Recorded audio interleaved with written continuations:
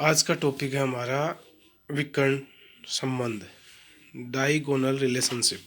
जो आपका S block है, इसमें एस ब्लॉक में कुछ रिलेशनशिप होते हैं दोनों के बीच में। जब देखते हैं विकर्ण संबंध होता है तो उसका अध्ययन करेंगे। जो फर्स्ट वर्ग और सेकंड वर्ग है, इसके बीच में किस प्रकार के संबंध आपस में बनते हैं, किस किस से, तो वो हम देखते हैं। यह हम देख रहे हैं लिथियम सोडियम, बेरिलियम और magnesium, boron, aluminium, carbon, silicon.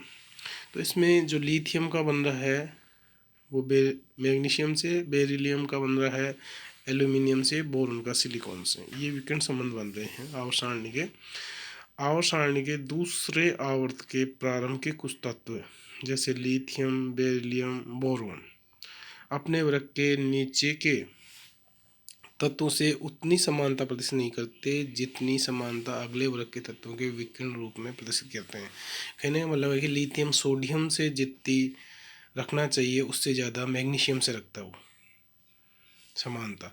तो ये इनकी समानता के कारण ही इनमें विकर्ण संबंध बना है कि इनके ये बहुत ज़्यादा ये समानता रखते हैं। इस संबंध का कारण परमाणु आयनिक त्रिज्या की समानता तथा विद्युन्नता की समानता है। लिथियम व मैग्नीशियम के मध्य विकर्ण संबंध, पहला जो पॉइंट है तो हम देखते हैं लिथियम व मैग्नीशियम गुणों में समानता के प्रमुख उदाहरण है। इसमें दोनों ही लिथियम व मैग्नीशियम तत्व कठोर उच्च गलनांक क्वथनांक वाली धातु है। कहने मतलब दोनों का ही गलनांक और क्वथनांक उच्च होता है, चाहे लिथियम ले लो या मैग्नीशियम ले लो। दूसरा इनके अंदर समानता का रीजन है छोटा धनायन होने के कारण इनके यौगिकों में सहसंयोजक लक्षण अधिक होते हैं, जबकि अन्य में आयनिक लक्षण अधिक होते हैं। सहसंयोजक लक्षणों के कारण लिथियम के यौगिक जल में अल्प विलय परंतु कार्बनिक विलायकों में विलय होते हैं। सहसंयोजक करैक्टर आ जाता है, इस कारण ये लिथियम के यौगिकों में कि जल में अल्प विलय होते हैं और कार्बनिक विलायकों में अधिक विलयशील होते हैं तथा इनके विलयन विद्युत के दुर्बल चालक होते हैं। तीसरा पॉइंट है लिथियम हाइड्रोक्साइड के दुर्बल सार होने के कारण लिथियम लवण जल अपघटित होते हैं, परंतु अन्य क्षार धातुओं के लवण जल अपघटित नहीं होते हैं। चौथा पॉइंट है दोनों ही तत्व नाइट्रोजन से संयोग कर नाइट्राइड बनाते हैं, लिथियम हो या मैग्नीशियम हो।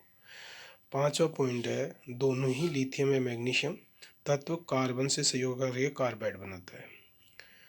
छठा पॉइंट है दोनों ही तत्व ऑक्सीजन में जलकर केवल सामान्य ऑक्साइड बनाते हैं, जबकि अन्य क्षार धातुएं प्रोक्साइड और सुपरऑक्साइड बनाते हैं।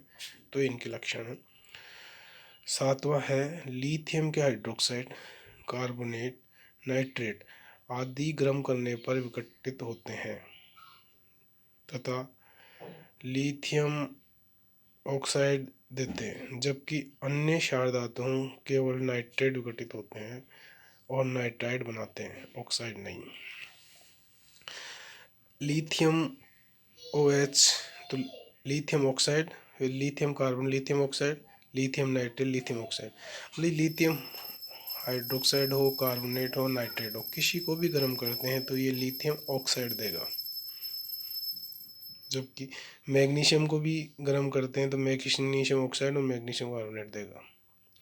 इसी प्रकार जो दूसरा है हमारे पास में, इसकी समानता देखेंगे तो इस प्रकार हमने देखा लिथियम और मैग्नीशियम के अंदर कितनी प्रमुख समानताएं हैं।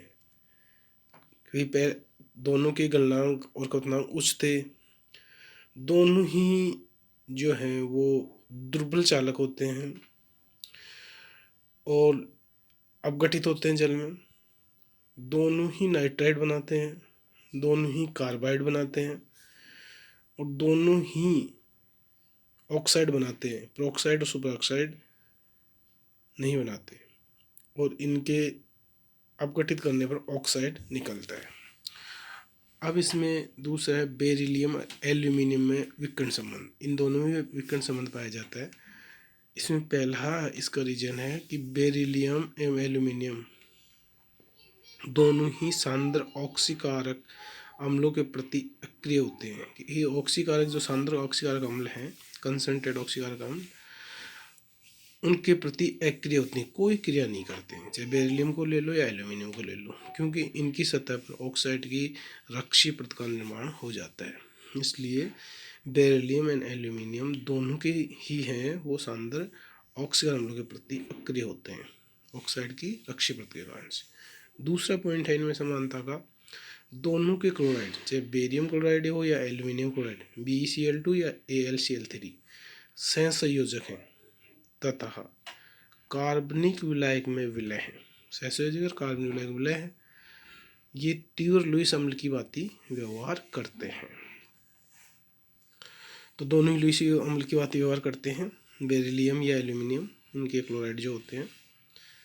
तीसरा पॉइंट है, दोनों के क्लोराइड की संरचना सेतु युक्त व बहुलकीय होती है। जब इनकी संरचना को देखते हैं तो एक संरचना बनाते हैं जो सेतु रूप में होती है, तो दोनों की ये सेतु रूपी संरचना पाई जाती है बोरेंस की तरह। तो इसी प्रकार चौथा इनमें समानता है, दोनों ही धातुएं क्षार में विलय होकर संकुल आयन AlOH/4- एवं BeOH/4 2- बनाती हैं, यानी कि संकुल आयन का निर्माण भी करते हैं दोनों क्षार धातु। बेरियम ऑक्साइड एवं एल्यूमिनियम ऑक्साइड कठोर उच्च गलनांक वाले ठोस होते हैं तथा दोनों NaOH में विलय होकर संकुल लवण बनाते हैं। फिर छठा पॉइंट है इनका, दोनों के ऑक्साइड तथा हाइड्रोक्साइड उभयधर्मी होते हैं। उभयधर्मी का मतलब होता है अम्लीय और क्षारीय दोनों की तरह व्यवहार कर सकते हैं, वो उस पर डिपेंड करता है उसकी पोजीशन पे कि कैसे माहौल में है वो। फिर सातवां पॉइंट है, बेरियम व एल्यूमिनियम दोनों ही फ्लोराइडों के साथ संकुल ऋणायन BF4 2- व AlF6 3- बनाते हैं। संकुल ऋणायन बनाते हैं दोनों ही फ्लोराइडों के साथ। बेरिलियम ले लो या एल्यूमिनियम, दोनों के यौगिक सहसंयोजक प्रकृति के होते हैं। इनकी प्रकृति को देखा गया तो दोनों के ही सहसंयोजक प्रकृति पाई जाती है।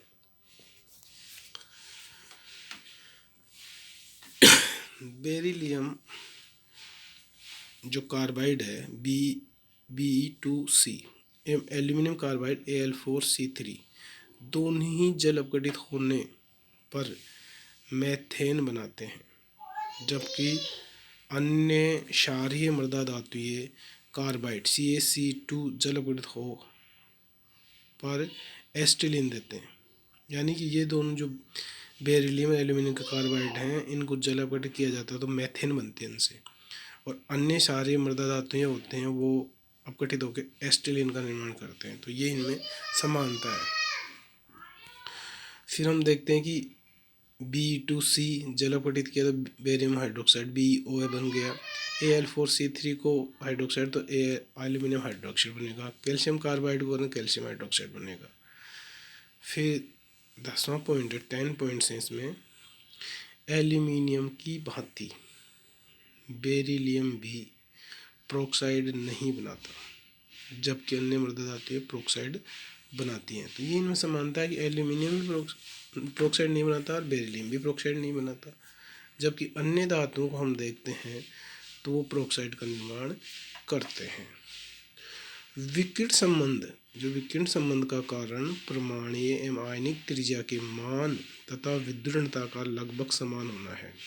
कि हम देखते हैं कि ये विकिरण संबंध क्यों बनते हैं इनके अंदर, तो इसमें मोटी मोटी चीज़ें ये समझ में आती हैं कि इनके बीच में जो परमाणु और आयनिक त्रिज्या है उसका मान और विद्युणता मान जिनमें लगभग समान होता है वो विकिरण संबंध दर्शाते हैं। छोटे तत्व जैसे लिथियम देख रहे हैं हम, परमाणु आयनिक त्रिज्या देखते हैं हम, लिथियम मैग्नीशियम, तो इसमें लिथियम की 152 pm है और मैग्नीशियम की 160 है। इसी प्रकार बेरिलियम एल्यूमिनियम की देखते हैं तो बेरिलियम की 112 pm है और एल्यूमिनियम की 143 pm है। फिर लिथियम प्लस की देखते हैं तो 76 pm है और मैग्नीशियम 2+ की 72 pm है। बेरिलियम 2+ की 45 pm है, एल्यूमिनियम 3+ की 53 pm है। इस प्रकार हमने देखा कि परमाणु आयनिक त्रिज्या लगभग समान सी होती हैं। अब इसमें विद्युत हम देखते हैं लिथियम, बेरिलियम, बोरोन, कार्बन, इस साथ में सोडियम, मैग्नीशियम, एल्यूमिनियम और सिलिकॉन की। तो यह हम देख रहे हैं कि किस प्रकार कितनी समानता होती है। लिथियम की 1 होती है, उसी प्रकार मैग्नीशियम की 1.2 होती है, बेरिलियम की 1.5 होती है तो एल्यूमिनियम की 1.5 होती है, बोरोन की 2 होती है तो सिलिकॉन की 1.8 होती है। तो इसमें विद्युत ऋणता भी लगभग समान है, इस कारण से में विद्युत विकिरण संबंध पाए जाते हैं। धन्यवाद।